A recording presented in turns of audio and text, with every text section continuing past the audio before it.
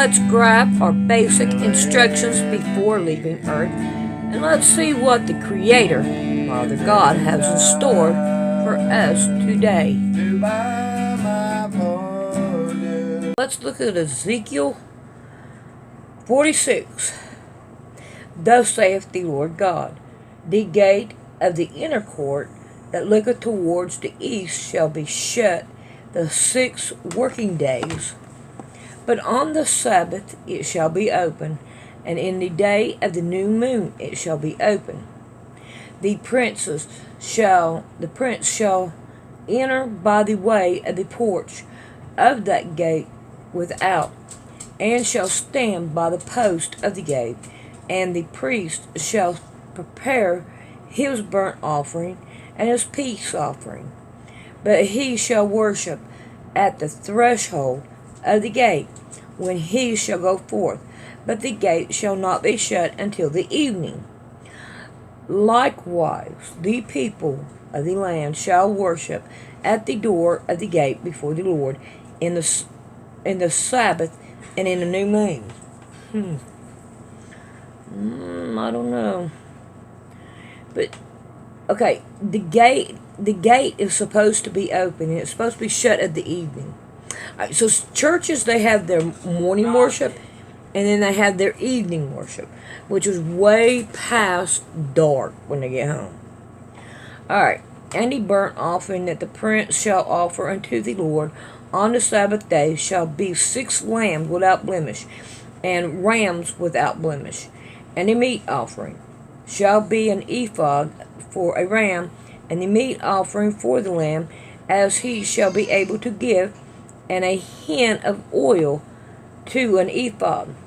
And in the day of the new moon it shall be a young bullock without blemish, and 6 lambs, and a ram, they shall be without blemish. And he shall prepare a meat offering, an ephod for a bullock, and an ephod for a ram, and for the lamb according to his ham shall attain unto, and a hin of oil to an ephod. And when the prince shall enter, he shall go in by the way of the porch of that gate, and he shall go forth by the way thereof. But when the people of the land shall come before the Lord as a solemn feast, he that entereth in by the way of the north gate to worship shall go out by the way of the south gate, and he that entereth in by the way of the south gate shall go forth by the way of the north gate.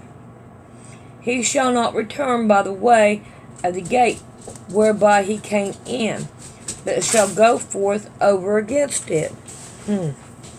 That's pretty weird. And the prince in the midst of them, when they go in, shall go in, and when they go forth, shall go forth. And in the feast and in the solemnment, the meat offering shall be an ephod and a bullock, and an ephod to the ram and to the lamb, as he is able to give, and a hin of oil to an ephod. Now, when the princes shall prepare a voluntary burnt offering or peace offering voluntarily unto the Lord, one shall then open him the gate that looketh towards the east, and he shall prepare his burnt offering and his peace offering, as he did on the Sabbath day. Then he shall go forth, and after his going forth, one shall shut the gate.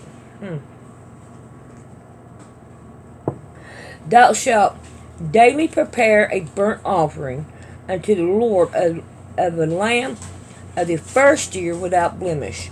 Thou shalt prepare an evening every morning. I hate it when a word is separated. And thou shalt prepare a meat offering, for it is every morning the 6th part of an ephod, and a 3rd part of a hin of oil. to temper with the fine flour a meat offering continually by a perpetual ordinance unto the Lord. Thus shall they prepare the lamb, and the meat offering, and the oil, every morning for a continual burnt offering. Thus saith the Lord God. If the prince give a gift unto any of his sons, the inheritance thereof shall be his sons. It shall be their possession by inheritance. But if he give a gift of his inheritance to one of his servants, then it shall be his too. The year of liberty after it shall return to the prince, but his inheritance shall be his sons for them. So if you're a slave, you have to give it back within a year? That don't make no sense. You give it to him, you give it to him.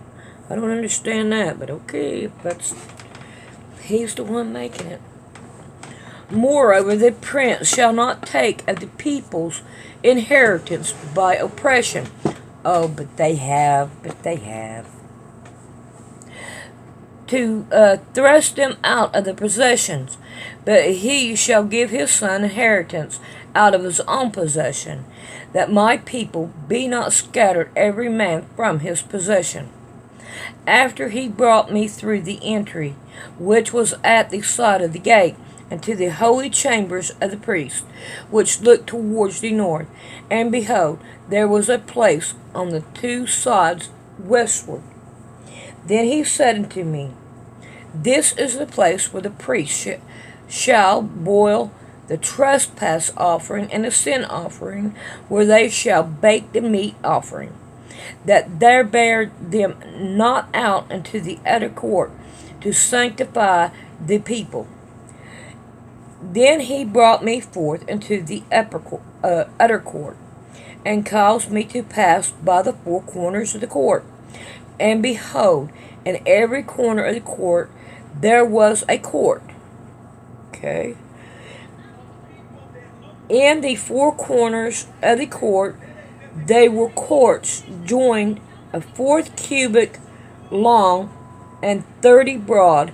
Those corners were of one measure, and there was a row of buildings around about in them, around about them 4, and it was made with a boiling place under the row around about.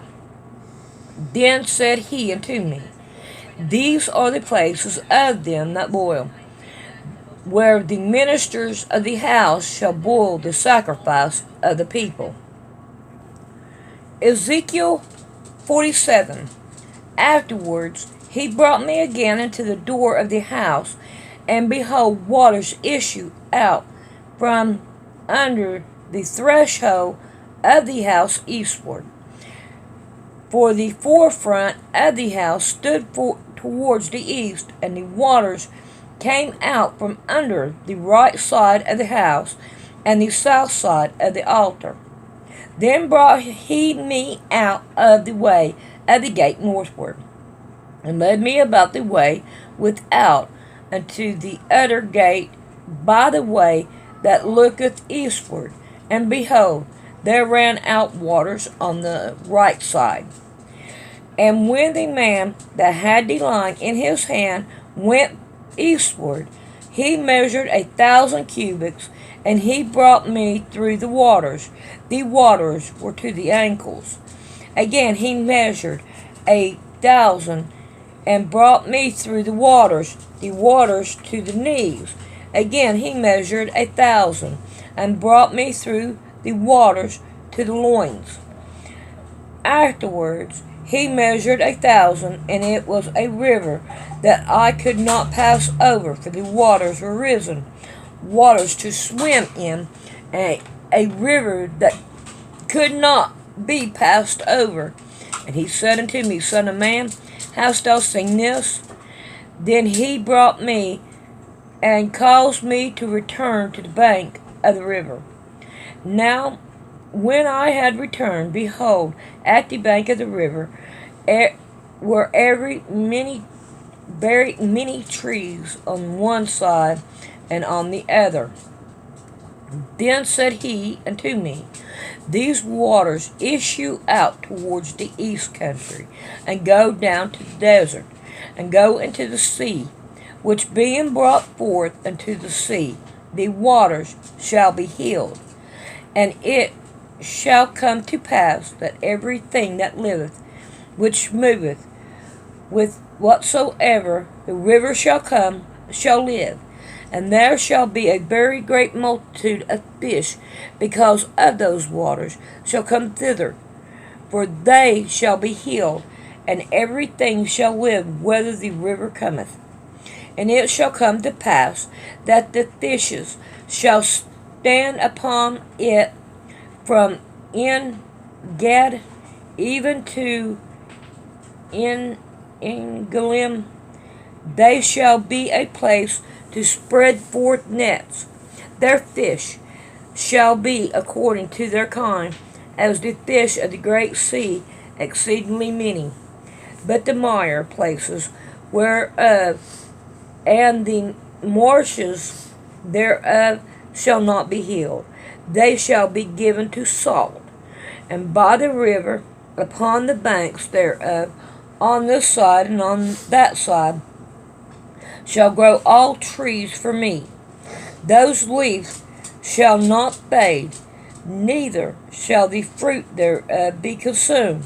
It shall bring forth new fruit according to its month, because their waters they issue out of the sanctuary, and the fruit thereof shall be for me, and the leaf thereof for medicine. Wow. You can get medicine out of tree leaves? Which one's it talking about? I'm not for sure. I don't remember reading what kind of tree it was. Let me look. It doesn't say what kind of tree. That would have been... We'll have to check into that tree medicine. Thus saith the Lord God, This shall be the border whereby ye shall inherit the land according to the 12 tribes of Israel. Joseph shall have 2 portions, and ye shall inherit it, one as another, concerning the which I left in my hand to give it unto your fathers, and this land shall fall unto you for an inheritance. And this shall be the border of the land towards the north side, from the great sea, the way of Hethlon, as men go into Zidad. Hamath, Baramath, Saram, which is between the borders of Damascus and the borders of Hamath. Hazar Hedekon, which is by the coast of Haram. Now I don't know these words. And the borders from the sea shall be Hazara Inhan, the border of Damascus, and the northward, and the borders of Hamath. And this is the north side. And the east side ye shall measure from Haran, from Damascus, and from Gilead to, and from the land of Israel by Jordan, from the border unto the east sea. And this is the east side, and the south side, south towards Tamar, even to the water of strife in Kadesh, the river of a great sea. And this is the south side, southward. The west side also shall be great sea from the borders, till a man came over against Hamath. This is the west side. So shall ye divide this land unto you according to the tribe of Israel. And it shall come to pass that he shall divide it by lot for an inheritance unto you, and the stranger that sojourn among you, which shall beget children among you, and they shall be unto you as born in the country among the children of Israel. And they shall have inheritance with you among the tribe of Israel. And it shall come to pass that in that tribe this stranger sojourneth, there shall ye give him an inheritance, saith the Lord God. So God's saying, okay, if they're going to live with you, you have to give them an inheritance. Well, that's good. So it really, back in the olden times, from the looks of it, it didn't matter if you wasn't a Hebrew or a Jew or Israelite, you could still come into him and he would accept you. I think that's awesome. Alright, thanks for watching. How to donate to PayPal. You mash on Poor Man's Sewing, and then you come up here and you look for About, and you mash on About, and right here you hit on Donate to Poor Man's Sewing. It's people like you that help me out, and it is really appreciated. And I hope you many blessings in this hard times that we are fixing to go through. A lot of hugs and kisses to you.